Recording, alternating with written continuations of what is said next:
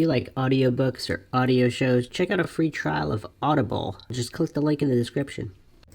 Welcome to MindShock True Crime. This is your host, Bruce McGuire, and you are listening to the OJ Simpson case series. This is episode 3, Things That Don't Add Up.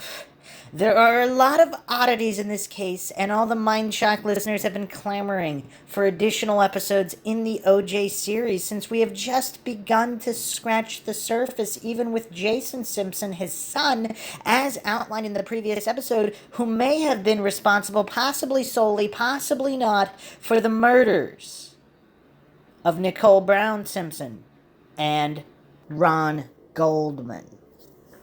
There's also a slew of other suspects, some who have not really been talked about at all anywhere, and this is MindShock, so of course we will be going down every single rabbit hole in typical MindShock fashion with logic and reason at the forefront, attempting not to fall for any silly logical fallacies like they do on just about every mainstream and true crime podcast. If you enjoy the MindShock podcast, find it interesting and informative, you can donate to our PayPal. Just check the link in the description. You can also become a YouTube member right here on YouTube for access to exclusive streams and chats. Make sure you subscribe to the channel, like and share Twitter, Facebook, Reddit, Patreon. Patrons do get priority for case topic, logical analysis, co-podcaster requests. You could also be a guest in the podcast depending on your tier. Questions, comments, theories, thoughts, suggestions, rebuttals, debunkings of any kind, leave them in the comment section.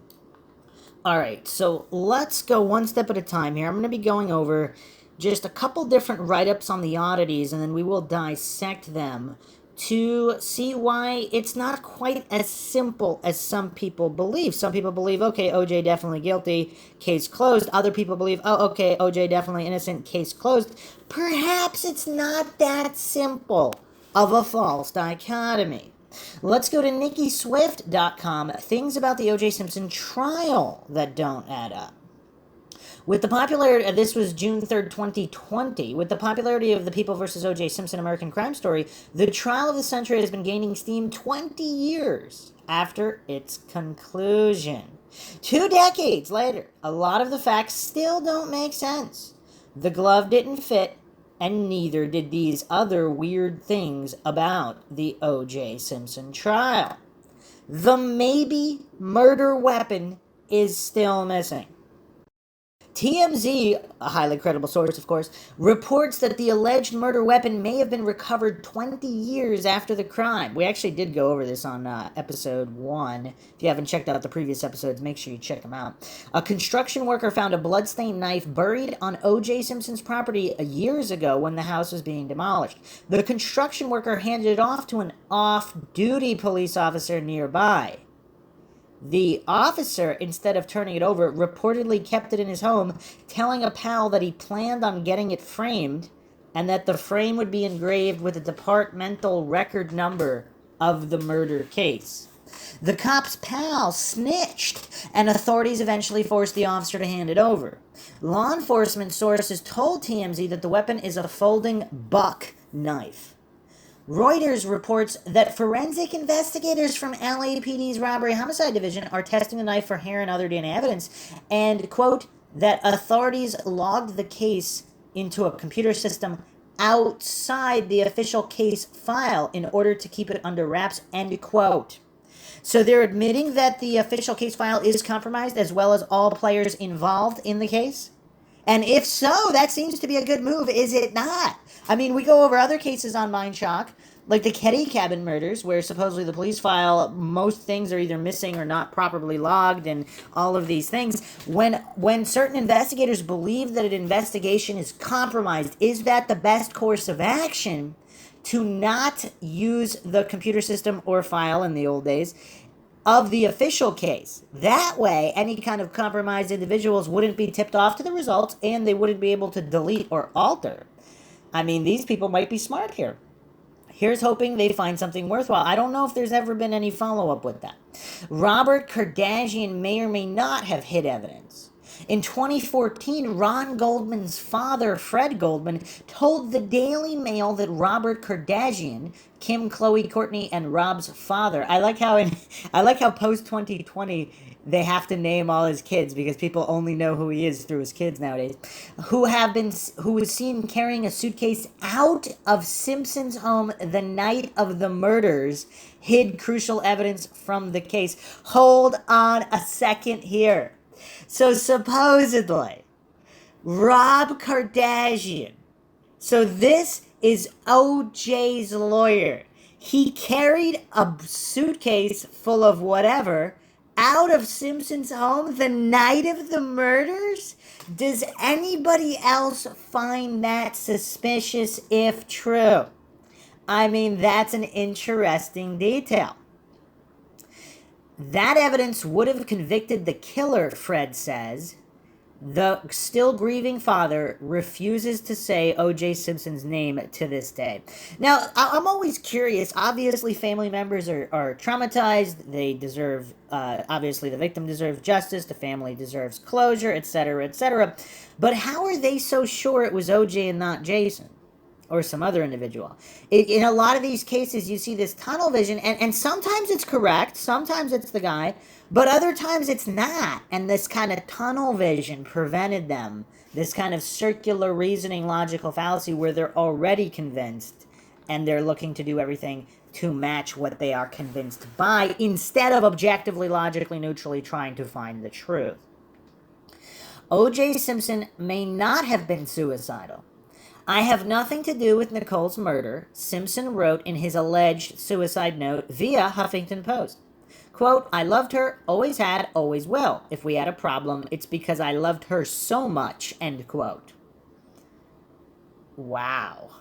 To members of the press, OJ requested, quote, please, please, please leave my children in peace. Their lives will be tough enough. Don't feel sorry for me, end quote, the note ended. Though Simpson's lawyers, Rob Kardashian and Robert Shapiro, claimed he was suicidal at the time of their writing, OJ reportedly denied this years later. And here's the thing. If Jason Simpson is guilty, either solely or otherwise, is that what his father, who helped him cover it up, would he write that, please leave my children alone? Yet, on the other hand, whether he's innocent or guilty, a father would not want their children harassed, so he would say that either way, so that doesn't really lead to any kind of revelations there. Everything inside OJ's Bronco was sketchy. Despite maintaining his innocence and being acquitted of both murders, the contents of Simpson's white Ford Bronco were awfully suspicious. Inside the vehicle, police allegedly found Simpson's passport, a fake mustache, a gun, $8,000 in cash, and family photos, as well as blood. Sterling Archer would be proud. Okay, here's the thing about this. Now, I know a lot of people just jump to immediately guilty in this scenario. But again, if you haven't checked out the Scott Peterson series on MINDSHOCK, check out the Scott Peterson case. Because if an innocent person is convicted by the media, and he believes everybody will think he's guilty no matter what, and if this innocent individual is 100% convinced, this is a hypothetical here, if an individual is 100% convinced they will not get a fair trial, that they'll either be framed by police or police won't pursue other avenues, they believe they'll be found guilty of something they didn't do, would they run? So here's the thing, a certain percentage would, a certain percentage wouldn't, but how is that evidence of their guilt? See, concrete evidence of guilt is concrete evidence of guilt. So the blood, of course, that's interesting. But as far as a passport, a fake mustache, a gun, $8,000 in cash, is this something an innocent person fleeing, thinking they're going to be convicted, or framed? Would they flee? So again, I'm not going to hallucinate. I know that the majority of people would or wouldn't. A certain percentage would, a certain percentage wouldn't. that doesn't really prove to their guilt. And of course, a guilty person, same thing, probably a larger percent of guilty people would flee, unless, again, they're mastermind geniuses. They know they're guilty, but they're smart enough to know they didn't leave evidence, and they're going to beat the dumb cops and investigators in their mind. That's what they're thinking. So then they wouldn't flee. So again, a certain percentage would, a certain percentage wouldn't. That itself is not indicative of guilt in any way. And then, of course, in terms of the DNA evidence, if the true perpetrator is Jason Simpson, how would that blood be different from his father's, and was that specifically compared? A serial killer confessed to the murders. A month after Simpson's acquittal, convicted serial killer Glenn Rogers confessed to the murders of Goldman and Nicole Brown Simpson. Rogers gave a detailed account of how he killed them and told friends and family before the murders that he'd been hanging around Goldman. Rogers even detailed the kind of knife he supposedly used in the slaying, a description that matched forensic studies of the case. All right, let me repeat that again. Rogers gave a detailed account of how he killed them and told friends and family before the murders that he'd been hanging around Ron Goldman. So some people believe Ron Goldman was the true target and not Nicole Brown Simpson. We'll be examining that in future episodes. But this description Rogers gave eerily similar, according to investigators. Okay. However, Assistant DA Pat Dixon, who prosecuted Rogers for murders in 1990s, told CNN Rogers is on death row now in Florida and California. If he's close to execution in Florida, he may be hoping that California would bring him back, which would postpone the execution. Now, whether that's true or not, regardless of what he's hoping, does that mean he's innocent? Because if he really is guilty and he doesn't want to get executed, what would he say? OJ Simpson's alibi kept changing. CNN reports that Simpson's initial alibi was that he was asleep at the time of the murders. Later, his defense claimed that he was hitting golf balls outside his home in the middle of the night. What? Simpson's dream team also claimed that the neighbor's housekeeper saw his car parked outside his own home at the time of the murders. The housekeeper later admitted during cross-examinations that she wasn't entirely sure if it was, in fact, Simpson's white Ford Bronco. This is because Simpson's good friend and former teammate Al Cowlings also had the same make and model, a white Bronco. And I'm sure they're not the only two people in California who had a white Bronco. So yeah, that is a curiosity. But here's the thing, though. If OJ, let's say, was with another woman or some kind of illegal dealing, he might not want to admit it. So a lot of criminals, whether they're guilty of the present crime they're being accused of, they're guilty of other crimes, or maybe not crimes, but other indiscretions or seedy things they don't want people to know about. So they would just default to at-home sleep. I mean, that's the go-to. So yeah, I mean, there's really not a lot that could be seen there. The DNA evidence was mishandled. The Simpson trial was one of the first publicized cases to use DNA evidence. As a result, the DNA evidence may not have been handled properly, and it wasn't found credible to the jury. The killer's blood found at the crime scene matched Simpson's, and Simpson had fresh cuts on his left hand the day after the murders. Blood was also, and is there a time? See, that's the other thing, too. What time were those fresh cuts? Because if those cuts were made after the murders, at any point, then those cuts might not have been sustained during the murders. And again, that doesn't prove to guilt or innocence. He could have been guilty without getting cuts. He could be innocent and gotten the cuts later. He could be guilty not having gotten the cuts at the time of the murders and gotten cuts later and still be guilty. Again, this is what logical analysis is for. Blood was also found in Simpson's Bronco, as well as in several places in Simpson's home, including the foyer, driveway, a pair of socks, and his master bedroom. Even Robert Kardashian admitted that the blood evidence was a thorn in his side in terms of doubting Simpson's innocence. Here's the thing, though. Again, if he simply cleaned up the scene, whether his son was guilty or another individual. Now, let's say he arrived at the scene after the murders, even if his son didn't do it. Another individual did it. If he thought he would be blamed, I mean, it's the classic, oh no, your wife, girlfriend, family member, friend, whatever, you rush to their side as they're dead, covered in blood. Maybe you even pick up the knife and you're like, what the heck happened here? And then if the police rush in, they're obviously going to think you're guilty.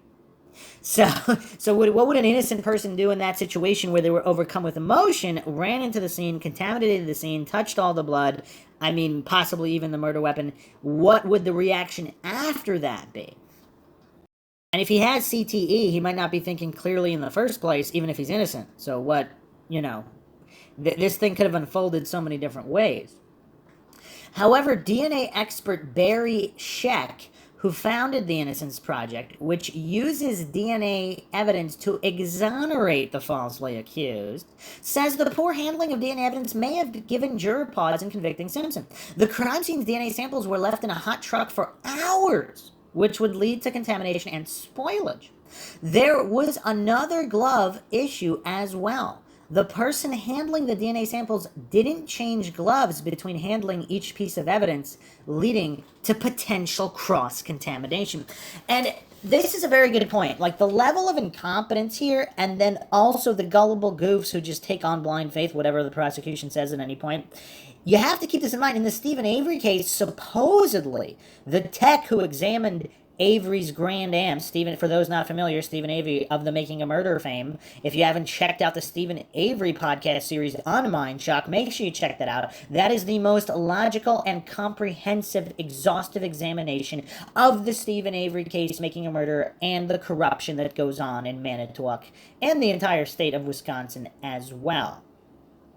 So, in that case, supposedly a tech at the Avery salvage yard examined Avery's Grand Am, which had his blood in it, because he cut himself. This is all documented. I mean, he works at a salvage yard. Everybody there cuts themselves frequently. He had a cut, and then the tech from collecting the DNA evidence from the Avery's Grand Am didn't change his gloves before moving to what may or may not have been Teresa Halbach's Grand Am.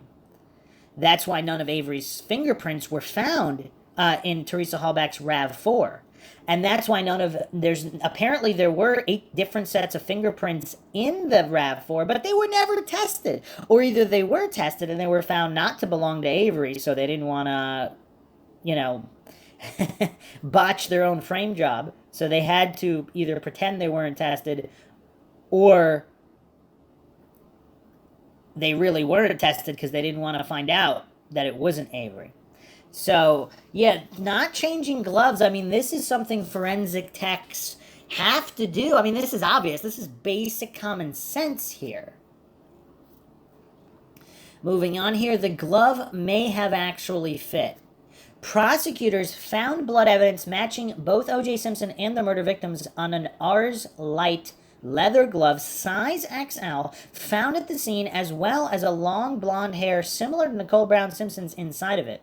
A matching glove was found at Simpson's home. The Mirror reports that the prosecution didn't want Simpson to try on the gloves for 2 reasons.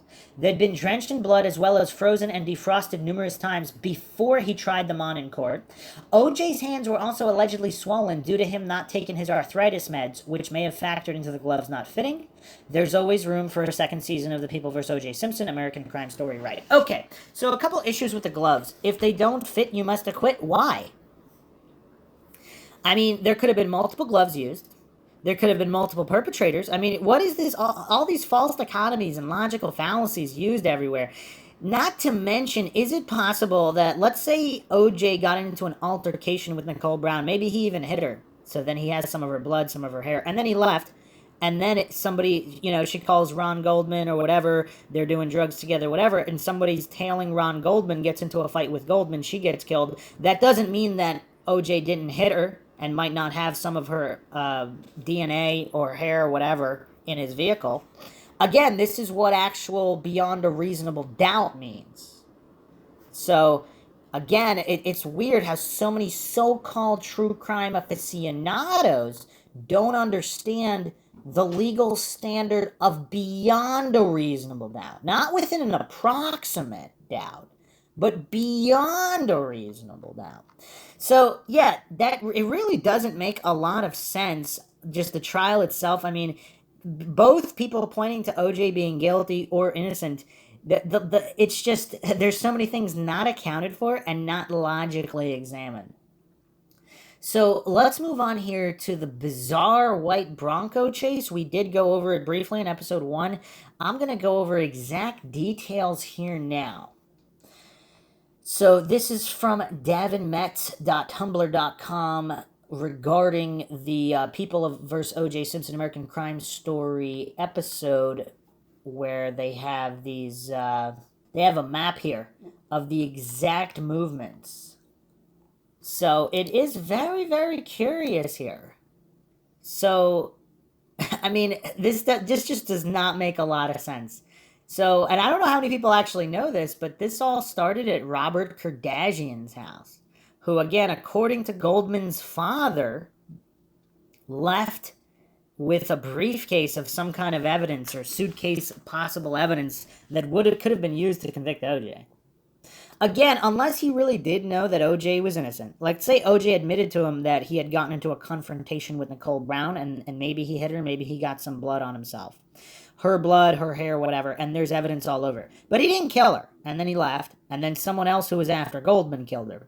Or other people postulate Nicole Brown was the target herself through possible shady drug business as well. We'll be examining that in future episodes. But either way, if Kardashian is 100% convinced that OJ is guilty of her murder, how would this all play out? So at approximately 12 p.m., we have the Bronco leaving Robert Kardashian's house, then travels all the way here on the 405. So from Brentwood all the way here to Laguna Niguel, Ascension Cemetery loop here, then goes back on towards the 91 freeway. So from 12 p.m. goes all the way here, 5 to 5:56 p.m. on the 91 freeway around 7 p.m., merging to 110, 7:27 p.m. on the 405, 7:30 p.m., then O.J. Simpson's house, 7:57 p.m., and then to the Parker Center, 9:37 p.m. Does this make sense to anybody? So the Bronco starts out parked at Robert Kardashian's house in Encino, of Encino Man fame. Buddy, where Simpson's lawyer, Robert Shapiro, is negotiating for Simpson's surrender to police. But Simpson fails to report to the police at the agreed time. When police arrive at the house at noon local time, Shapiro informs them that Simpson and Cowlings have left the house. In the hours that follow, both police and Simpson's lawyers are looking for the former football great. The LAPD officially announces that Simpson is a fugitive, and DA Gil Garcetti vows that we will find Mr. Simpson and bring him to justice. Later, Shapiro holds his own press conference where he pleads with Simpson to surrender, and Kardashian reads a handwritten letter from Simpson. Meanwhile, Simpson reportedly heads for Ascension Cemetery in Lake Forest, where Nicole Brown Simpson is buried. Finally, at 5:51 p.m., Simpson makes a 911 call from his cell phone, allowing authorities to trace his location to the freeway near the cemetery. Minutes later, the California Highway Patrol begins pursuit. After an hour of low-speed pursuit, the TV station is starting to carry the chase live, even interrupting Game 5 of the NBA Finals to do so. Simpson's Bronco turns onto the 91 freeway to head west, then takes the 110 to the 405 to head north. By now, the chase has become a media sensation, and crowds of people are gathering at overpasses to cheer Simpson on. Now, what's also unclear at that stage in time, I mean, how much did the people know when they were cheering OJ? Either way, Simpson and Cowlings finally arrive at Simpson's home in Brentwood at 7:57 p.m., with Simpson remaining inside the parked Bronco for nearly an hour. After speaking with his mother and waiting for Shapiro to arrive, Simpson surrenders to authorities and is taken downtown to Parker Center, the LAPD's headquarters at the time, where he's formally booked. With that, one of the strangest chapters in the history of American justice is closed, but of course, we all know this case only gets stranger from here. Okay, so very, very bizarre low-speed pursuit, probably the most infamous low-speed pursuit in history. So I really don't know what to make of that exactly. I mean, Cowling's role here does need a further examination, of course. And was he just trying to talk OJ out of running? Because if OJ is convinced that he's going to be found guilty, regardless of whether he's innocent or guilty, I mean, how does that all look like? But if he truly ultimately is innocent, would that make it easier to convince him to return to stand trial? Just a question there. All right, so I actually have a conversation here. I don't know if it's from Reddit or where, but it's a series of questions with rebuttals and other odd issues. No source here. One, when the police informed him of Nicole's death, he didn't even ask how it happened. Now, again, does that mean he was there when it happened? He knows Jason did it? Or was there something else going on where he maybe knew about Goldman and drug issues, or at least Nicole Brown and drug issues, possibly people who wanted her killed? I don't know. Two, when the police first questioned him, they noticed his finger was cut and he had been bleeding. Three, when the police issued a warrant for his arrest, instead of going to the police station to hand himself in, he got in a car with his friend with a loaded gun at his head and drove at high speed southwards. He was found to be in possession of a gun, his passport, $9,000 in cash, and a disguise. Okay, so we have some discrepancies. We have some reports stating $8,000 in cash, others $9,000. Not that big of a difference, whatever. 4, a glove was found at the murder scene. A matching glove was found at Rockingham, covered in the blood of Nicole Brown, Ron Goldman, and Simpson. And again, was this blood compared between Jason and OJ? Blood from all 3 people was also found inside the locked Bronco parked outside OJ's house at Rockingham. A bloody sock was also found at Rockingham. The blood matched the blood of the victims. DNA evidence proves this beyond any conception of reasonable doubt. It is inconceivable that the blood belonged to anyone else. But not inconceivable that it had been planted, of course. That's how most frame-up jobs happen in the lab, simply by switching labels. 5, between Simpson and Brown's wedding and the murders, the police had been called to their house no less than 8 occasions. On several of these occasions, Nicole had been beaten by Simpson. Audio footage of one of the 911 calls emerged before the trial and was broadcast on national television. Nicole is clearly heard saying, "He's going to beat the expletive out of me." Simpson can be heard furiously shouting in the background. 6, Nicole had photos of her injuries sustained during the domestic violence, along with a will and apology letters for the abuse written by Simpson in a safety deposit box in 1989. 7, Simpson has no alibi. 8, photos of Simpson wearing the Bruno Magli shoes used by the murderer that Simpson claimed not to own emerged during the civil trial, in which Simpson was judged to be liable for the deaths of Nicole Brown and Ron Goldman. 9, a receipt from Bloomingdale's which shows that Nicole Brown had bought 2 pairs of the gloves used by the murderer was found during the trial. 10, so those are the 9 points I'm assuming people think point to his guilt the most. So here are the rebuttals here. 1, when the police informed him of Nicole's death, he didn't even ask what happened. Detective stated, "Your wife's been killed." OJ asked, "What do you mean she's been killed?" The detective said, "I don't know." OJ then became inconsolable. So as he's breaking down weeping here, who knows? 2, when the police first questioned him, they noticed his finger was cut and he had been bleeding. So supposedly the rebuttal here is he got the cut in his hotel room in Chicago. They found a broken glass and blood in the sink in his hotel room in Chicago. Make of that what you will. 3, when the police issued a warrant for his arrest, instead of going to the police station to hand himself in, he got into a car with his friend, loaded gun, pointing his head, drove at high speed southwards. He was found to be in possession of a gun, his passport, $8,000 or $9,000 in cash, and a disguise. The rebuttal, which is what I already addressed, He was probably trying to escape. He was being blamed for his wife's murder. 4, regarding the blood and the sock, the rebuttal here is Furman took one glove and planted it at Rockingham. OJ's blood was found on the glove 3 weeks later. The defense argued successfully it was present due to lab contamination. The bloody sock was found over a month later. I mean, these are important timeline issues. A blood sock had the sock blood had EDTA, matching pattern on the opposite side. Blood doesn't travel through the ankle. That's actually pretty interesting because if the blood, yeah, that's interesting how the blood would have been soaked through to the other side, but only in one spot. Note the blood and skin under Nicole's nails didn't match OJ or Ron Goldman. Okay, so this is a major mind-shocking detail that I really don't hear discussed too much by the OJ Did It crowd.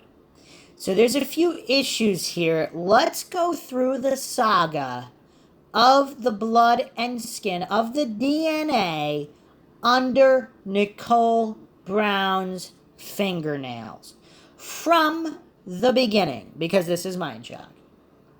So, APnews.com, May 4th, 1995, Linda Dutch, police chemist. Nicole fingernail blood could have been unknown killers. Blood caked under Nicole Brown Simpson's fingernails could point to an unknown killer with a different blood type than OJ Simpson's, a police chemist acknowledged Thursday, under rigorous cross-examination about a defense theory that Simpson was framed. Chemist Gregory Matheson also testified that the amount of blood missing from a vial of Simpson's blood may have been enough to make 150 test swatches. Asked about the fingernail blood, Matheson testified that preliminary tests showed it doesn't match Simpson or that of either victim. Later on, of course, some people are alleging that it might possibly be Nicole Brown's own skin and blood if she scratched herself somehow.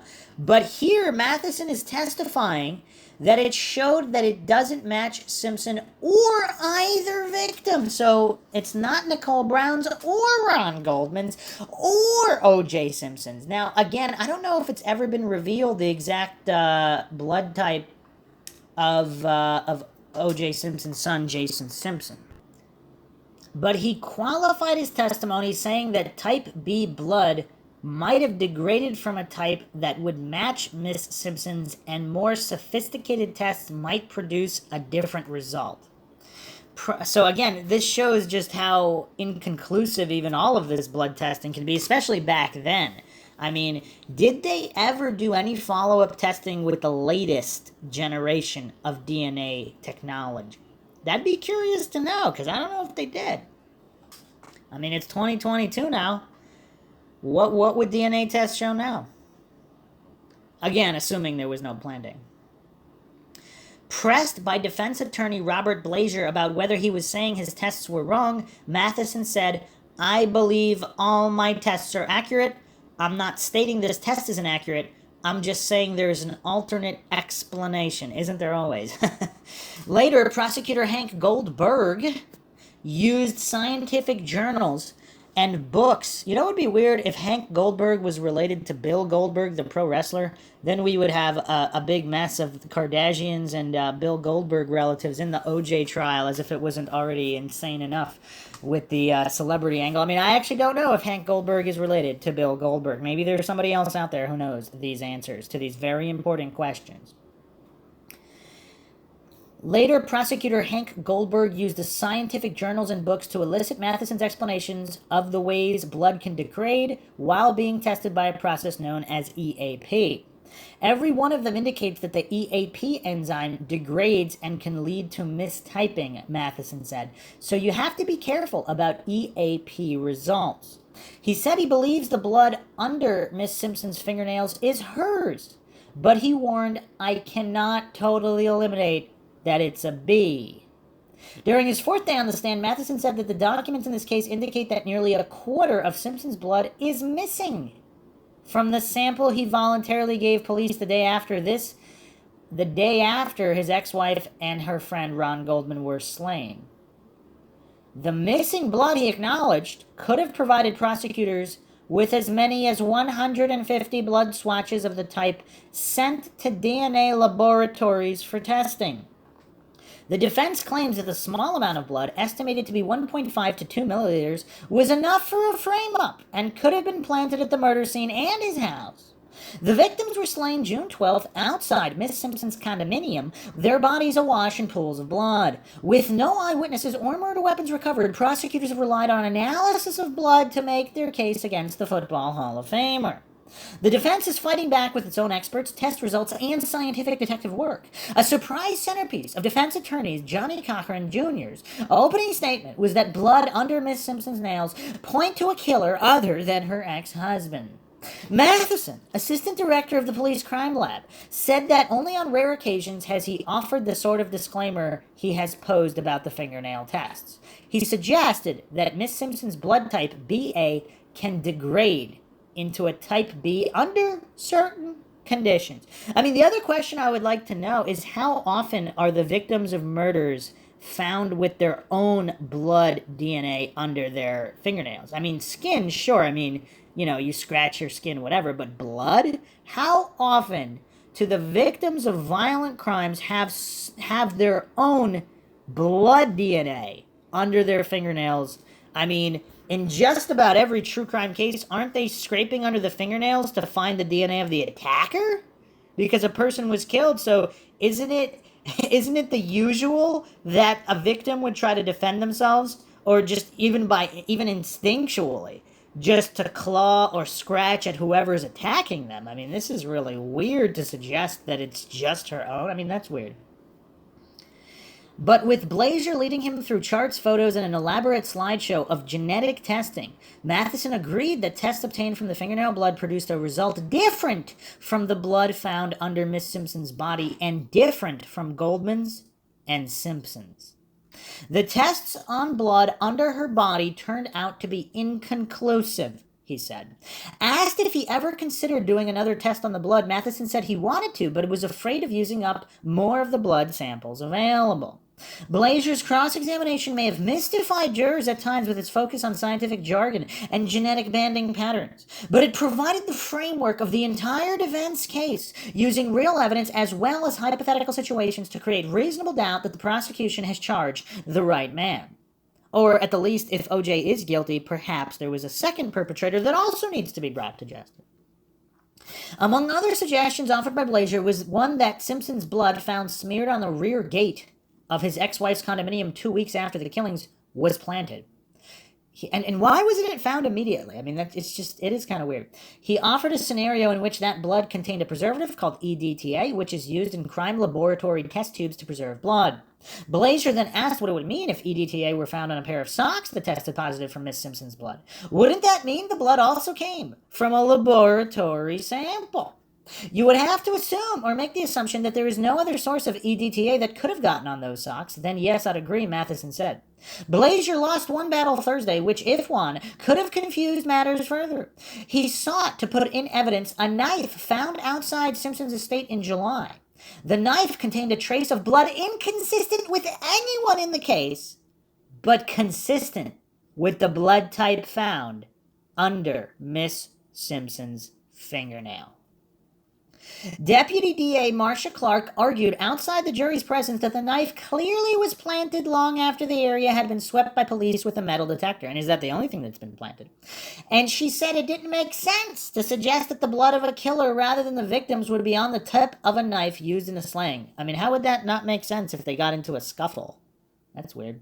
It's both logically and scientifically ridiculous, she said. It's more nonsense. Red herring is what it is. She also said it would be misleading, confusing, and time-consuming to this jury to chase down another dead end that the defense wants to throw in their face.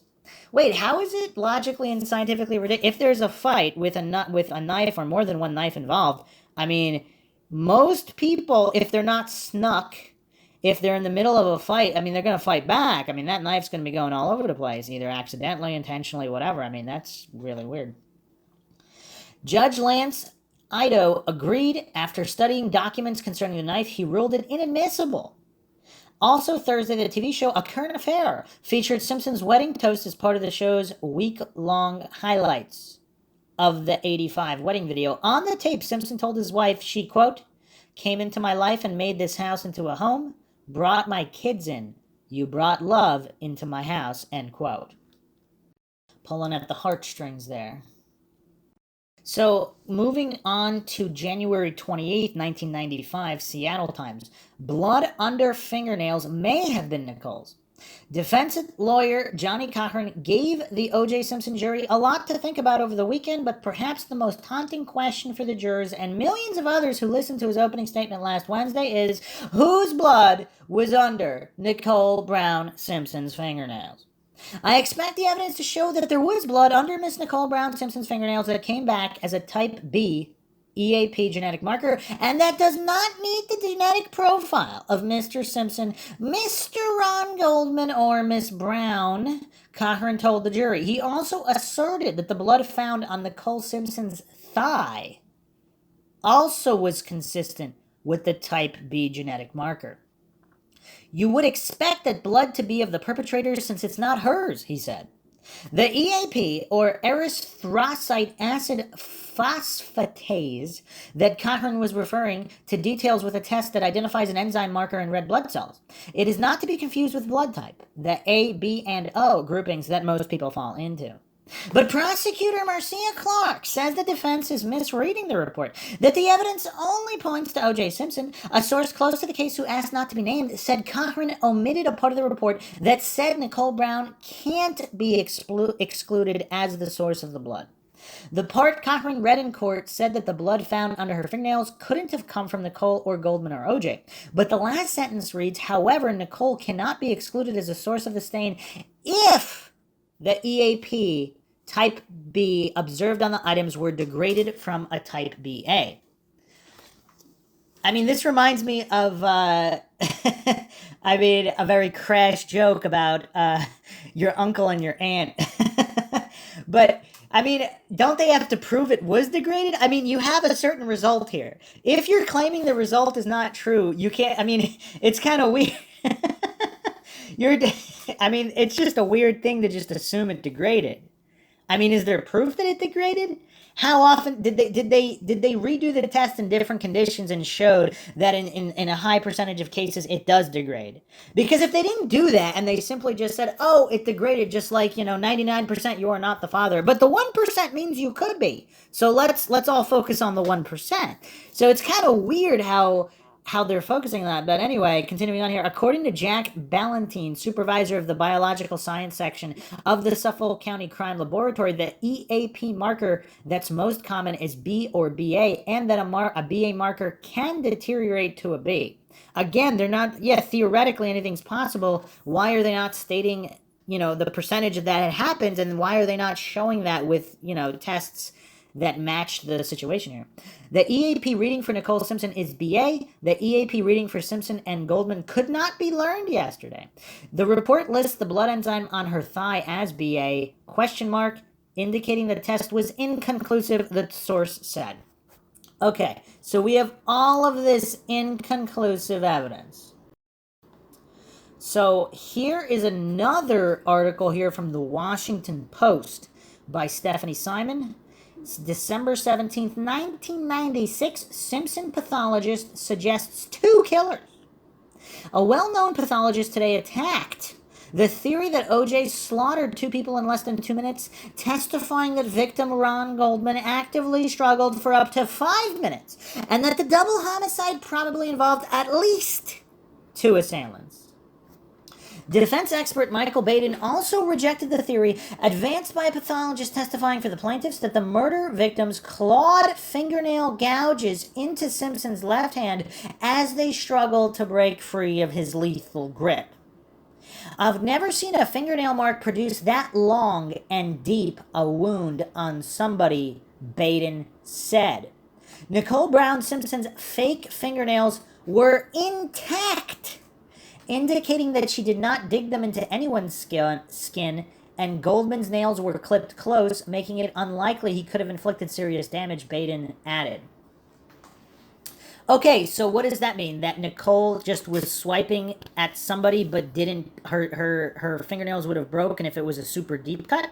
So does that mean that in clawing for her life, she didn't draw blood per se, but basically picked up blood from the scuffle? I mean, what does that mean?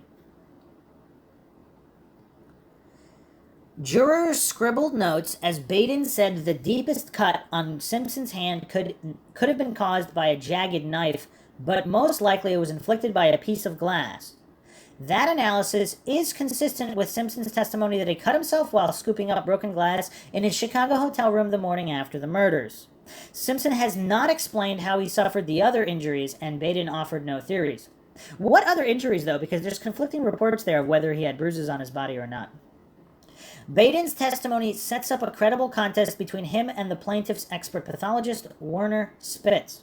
Spitz's scenario of a speedy killing with little blood splashing onto the assailant fits with the plaintiff's theory that Simpson committed the murders about 10:35 to 10:40 p.m. and still had plenty of time to dash home, hide the knife, and clean up before his limo driver spotted him outside the front door at 10:55 p.m. Baden's reconstruction, however, would make it nearly impossible for Simpson to be the killer. He said that he thought Goldman's killing took at least 10 minutes, including up to 5 minutes of active struggle. During that frantic fight, Goldman punched his assailant hard enough to bruise his own hand, yet Simpson had no marks on his body other than the cuts and abrasions on his hand, Baden testified.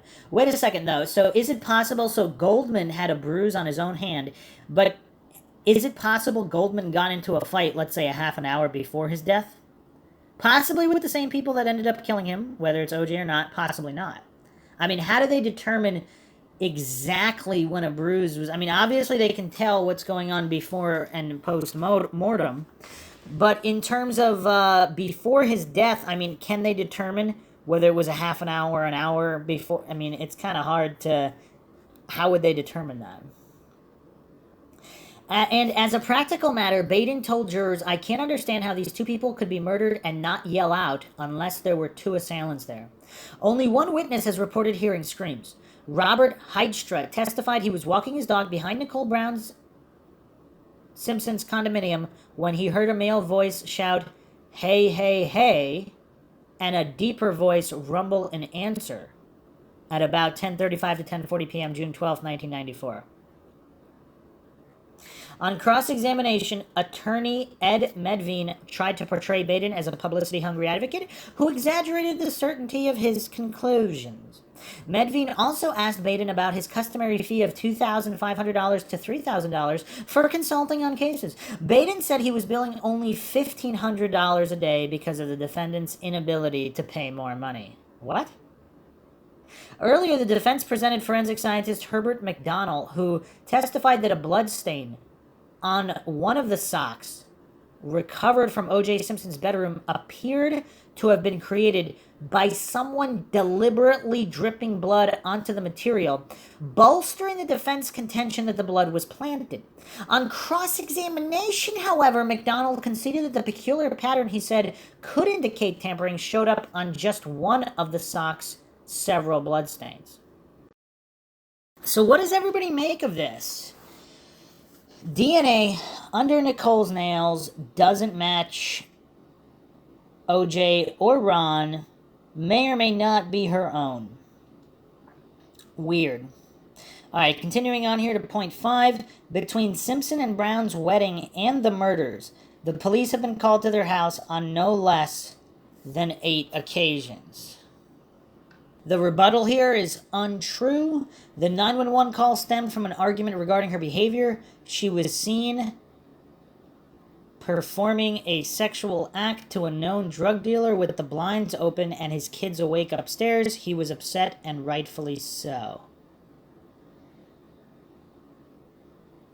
6. Nicole had placed photos of her injuries sustained during this domestic violence. Okay, so apparently this was taken in 1989 after OJ's domestic violence incident. He took full responsibility. Experts testified he was not an abuser. This was backed up by her parents, her sister, and her best friend, Cora Fishman. That's kind of weird. So wait a second. So they didn't excuse what he did, but they basically said that was the only time he did it? Is that what that was? That's kind of weird. 7. Simpson had no alibi. The rebuttal here is untrue. He was home chipping balls and packing. So he's golfing and packing. Is that a normal thing to do? You're just golfing while you pack? That's kind of weird. 8. Photos of Simpson wearing the Bruno Magli shoes. The rebuttal here is, why did it take 2 years? And why did the photographer refuse to allow anyone to examine his negatives? That's kind of weird. Is he alleging here that the photos are fake with OJ? And are there other photos too? Because if how many photos of him wearing the Bruno Magli shoes are there? Now here's another point to there possibly being a second perpetrator, and this is also something that doesn't get talked about. The second set of footprints at the crime scene. Again, this might either OJ's innocent or, well, regardless of whether he's guilty or innocent, there may be more than one perpetrator. So this is from the Spokesman Review, Spokane, Washington, August 23rd, 1995. OJ trial focuses on footprints. Top experts says he detected a second set at the crime scene. Henry C. Lee, perhaps the most prominent criminalist in the world, testified Tuesday that he detected a second set of footprints outside Nicole Brown Simpson's condominium on Bundy Drive, where she and Ron Goldman were slashed and stabbed to death, that could not have come from Bruno Magli shoes. In testimony that held the juror and spectators transfixed, Lee, a native of China who speaks in halting English, told the jury that the imprints were on the walkway, on the envelope that contained Juditha Brown's eyeglasses, and on a piece of white paper near Goldman's body that appeared in a crime scene photograph but was not collected by police. Lee said the second set of prints had a parallel line pattern different from the grid-like pattern on the Bruno Magli prints identified by an FBI expert who testified earlier for the prosecution. The prosecution was unable to establish that Simpson owned such a pair of shoes. Asked by defense lawyer Barry Scheck if the print could have come from Goldman's boot, Lee said, "No, I studied the boot."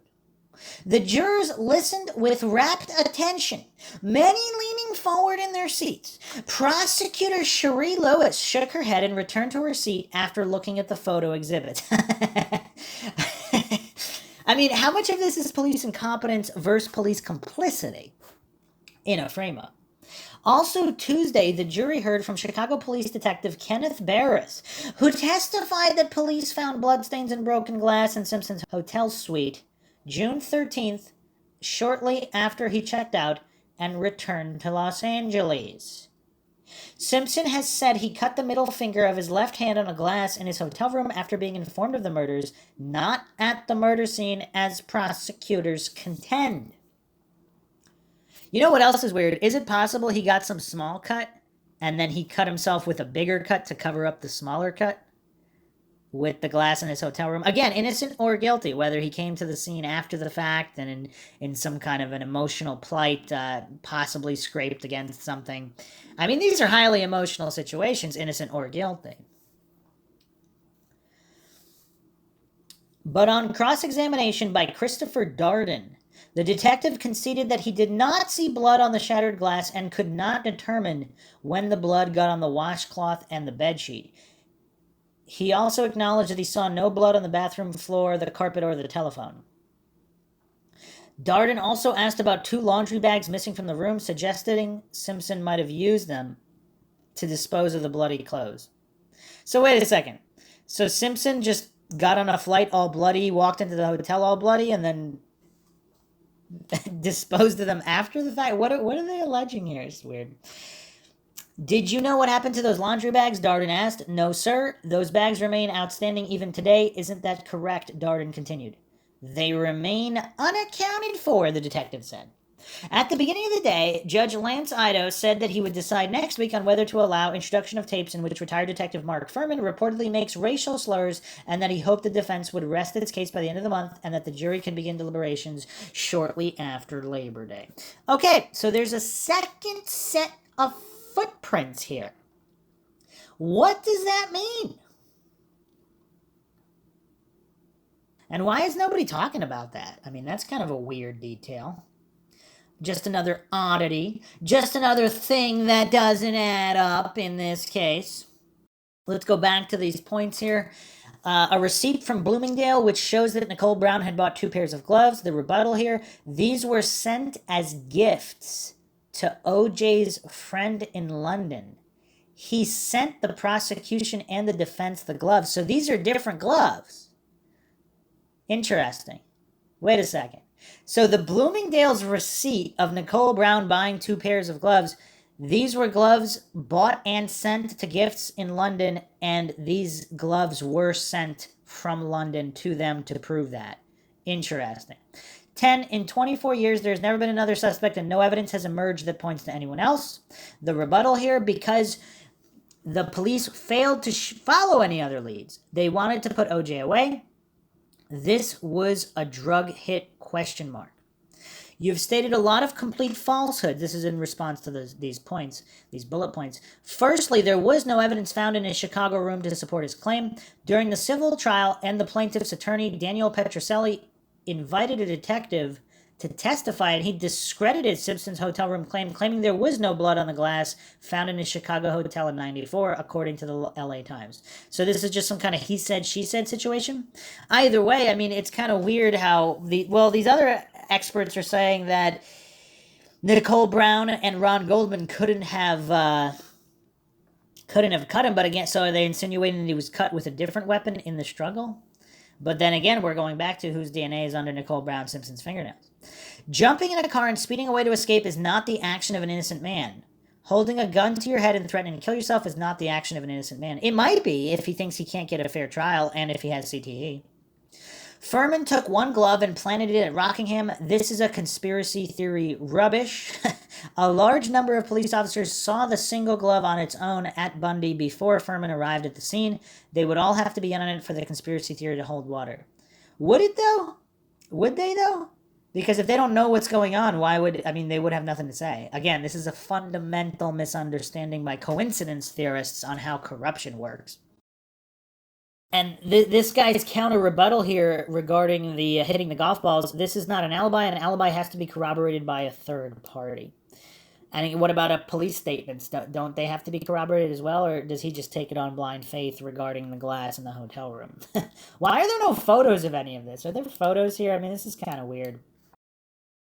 So there you have it. I mean, just a lot of things that don't make sense. We're going to be going into issues with Ron Goldman and Nicole Brown Simpson and whether or not they were targeted by other parties, possibly drug related, and other criminal elements. Some believe that is the key to solving this case. And of course, if you really want the truth, you have to pursue every single avenue of investigation, not fallaciously fall for false dichotomies. Maybe it was OJ, maybe it was Jason, maybe it was both of them, maybe it was one of them, maybe it was both of them and another individual, maybe it was one of them and another individual, maybe it was neither one of them and somebody else. But how would you know unless you do honest, objective, neutral investigation like we do here on the MINDSHOCK podcast. If you enjoyed the podcast, want to help support the podcast, you can donate to our PayPal. Just check the link in the description. Make sure you subscribe to the channel. Hit that bell for notifications. You could also like and share the podcast. Keep up awareness in true crime cases, missing persons, wrongful convictions in a logical fashion. Twitter, Facebook, Reddit, and Patreon. Patrons do get priority for case, topic, logical analysis, co-podcast, or requests. You could also be a guest in the podcast depending on your tier. You can also become a YouTube member right here on YouTube for access to exclusive streams and chats. Questions, comments, theories, thoughts, suggestions, rebuttals, debunkings of any kind, leave them in the comment section. This is Bruce McGuire signing off. Catch you guys next time.